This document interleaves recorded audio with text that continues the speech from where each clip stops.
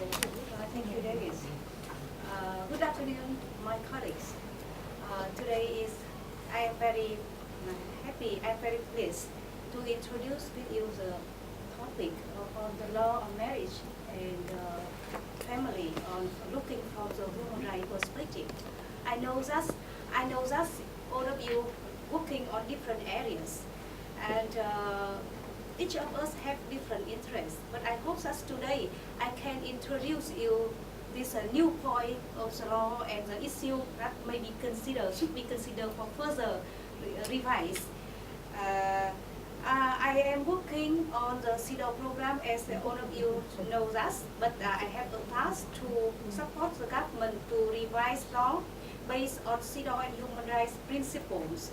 And as you may know, recently the government passed law on marriage and family in late June, and it is the result in the after the advocacy by the different agencies, by the NGO as well as UN agency. So my presentations also.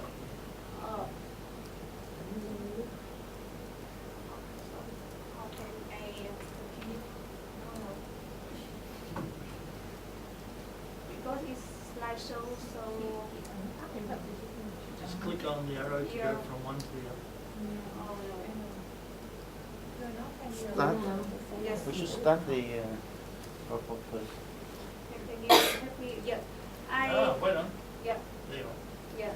I want to go through all the my contents. My presentation will focus we have the three contents, key contents. The first one is background, why we have the revised law at this stage, and second one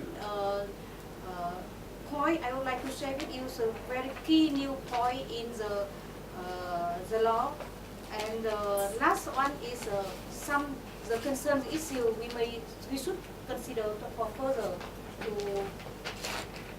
Sorry, how come I didn't? Sorry, no. I'm sorry for my low tech. Yes, I want to say what can you? Animations. Yeah, animations. Chị dùng bằng máy tính chị ra chị ngồi chị bấm. Okay, because I use animation.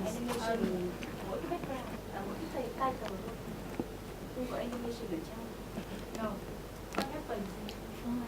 So I'm so very sorry. Can you use my computer and to?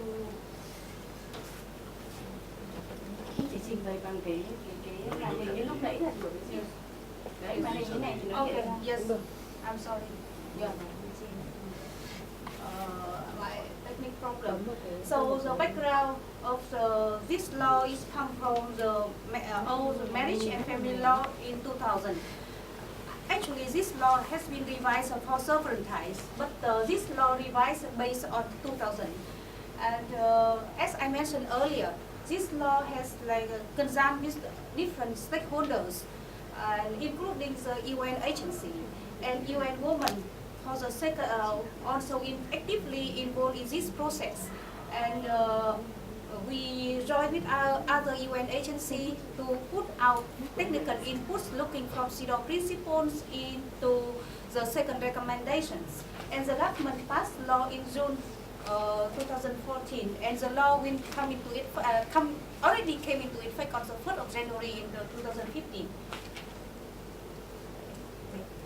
The new points of now I would like to move on to the new point of this law is a new point here also throughout the language throughout of the law is non-discrimination among family members. And the new point here also removal of forbidden of the same-sex marriage. You know that recently a vulnerable group as LGBTI advocate to claim their right. Now in the original law, the law 2000, they put forbidden the same-sex marriage, but now it was the phrase it was removed from the law. The law also recognizes of living together, and the legal term we call de facto union, and in a number of the articles of the law. And the law also guarantees women and her children of legitimate rights to property under the domestic union. Now the new point, another again, that is recognize housework as income generations. And the law also guarantees equal rights and obligations between husband and wife. And in law also clearly define the husband and wife can agree of their residencies. However, despite a lot of the efforts of the different agencies, and the government only took some key new points as I described you in earlier slides. But now I would like to share with you some concern of some issue that need further consideration, maybe further revised after a few years. You can see on the slide I put that the women also have to work a lot, and here the law still keep reinforce gender stereotypes in the law itself. For example, in Article number 2, clause number 4, says that support women to fulfill their holistic task as a mother and as a take care of the other family, other member families. So you can see the picture I show that the women have to do all the tasks at the home, and even the daughter perceives that the mother have to work a lot at home. And the language throughout the law is keep mainly remain female and male no neutral language, despite a lot of efforts of the advocacy by the LGBT group. Try hard to put the neutral language in the law. Also, it was removal of the phrase of the forbidden of the same-sex marriage, but the law doesn't recognize the same-sex marriage. Removal, but not recognize. And marriage condition is bound by civil status, but you know that civil status just newly adopted by the National Assembly in November.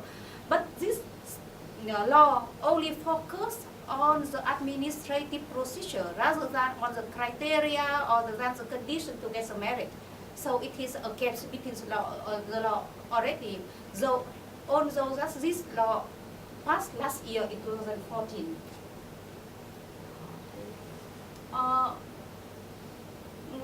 The thing I would like to say that no guarantee is law to those who live together. Although it's recognition, but no guarantee about their rights. And the law have no article saying about the separation. It is really like a woman very hard to find to claim their rights when they want to make it separate, and they want to protect themselves free from the violence against them. The law also encourages reconciliation. Why, when the women status always inferior to compared to the men, and the mediator always came to the house and explained and try hard to calm down the woman rather than encourage them to claim their rights. And if the divorce per one side request, it still only depends on if the violence happen. It's not means if they no violence, that means they are not encouraged to divorce for other reasons. And the article 63 saying the right to stay in the in-law house. So that within 6 months. But what happened after 6 months if those women cannot find their new house? What happened? They know where to go. And it also happened if the woman have no job, no income generation. This is only the issues of the law I would like to share with you. That I just very quickly come up with the new point and the issues of the law that you may consider, and we have to continue to advocate the lawmakers and the drafting members to consider to revise law, because recently I heard that people starting discussing about the issue of the surrogacy, issue of the different age of the marriage, and I haven't mentioned the issues here. So it is my presentations. I'm now happy to hear your questions and happy to explain if I can. Thank you very much. Any questions? Yes, Ms Thuy? Yes. Last night I just watched the TV news on surrogacy Yes. side effects of Yes. the new law. Yes. What do you think on CEDAW's perspective on the new issues of surrogacy in the new law? I think it's, thank you very much for your questions. It is quite very hot issue discussion in the TV nowadays, saying about surrogacy. On one side, when we comply CEDAW principles and for the purpose of the humanity to support the women who cannot produce a baby by herself. So it is really support those women. But now the government is still faced with the challenging how to control of the surrogacy for the commerce purpose.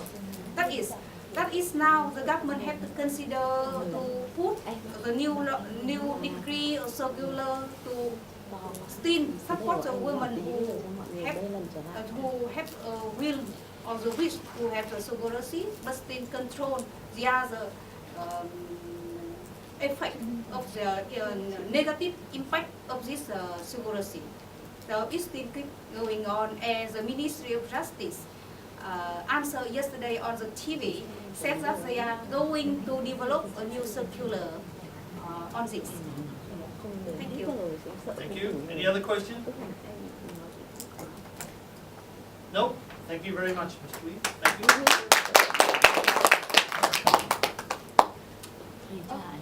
Okay. 4 or 3?